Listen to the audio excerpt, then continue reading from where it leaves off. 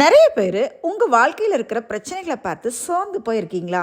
ஏன் என் லைஃப்பில் இத்தனை போராட்டம், வேலையில் பாலிடிக்ஸ் பண்ணுறாங்க, ஃபினான்ஷியல் இஷ்யூஸ், என் குடும்ப ரிலேஷன்ஷிப்பில் அவ்வளோ ப்ராப்ளம், யாருமே என்னை புரிஞ்சுக்க மாட்டேங்கிறாங்க, நான் எல்லா விஷயத்தையும் உண்மையாக தான் இருக்கேன், ஆனால் எனக்கே இவ்வளோ பிரச்சனைன்னு சோர்ந்து போயிருக்கீங்களா? இன்றைக்கி காட் உங்களை பார்த்து சொல்கிறாரு. நம்ம பைபிளில் கூட பார்க்குறோம், யோசேப்போட வாழ்க்கையிலும் அவ்வளோ பிரச்சனை. அன்னைக்கு அப்பா அன்பாக இருந்தது நிமித்தம் பிரதர்ஸ் எல்லாம் ஓவர் ஜெலஸில் அவரை குழியில் தூக்கி போடுறாங்க, மீதியானியர்கிட்ட வித்துடுறாங்க. அதுக்கப்புறம் அவர் எகிப்துக்கு கொண்டு போகப்படுறாரு. போத்திபார் மனைவி அவரை டார்ச்சர் பண்ணுறாங்க.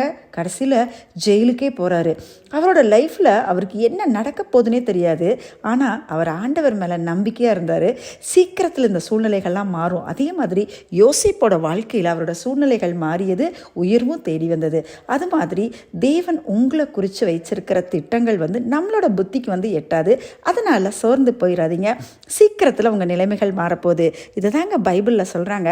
நீங்கள் எதிர்பார்த்திருக்கும் முடிவை கொடுக்கும்படிக்கு நான் உங்கள் பேரில் நினைத்திருக்கிற நினைவுகளை அறிவேன் அப்படின்னு சொல்லி எரேமியா 29:11 சொல்கிறாரு. அதனால் நிச்சயமாக நம்ம வாழ்க்கை மாதிரி நம்ம அநேகருக்கு ஆசீர்வாதமாக இருப்போங்க. சோர்ந்து போகாதீங்க. Have a blessed day.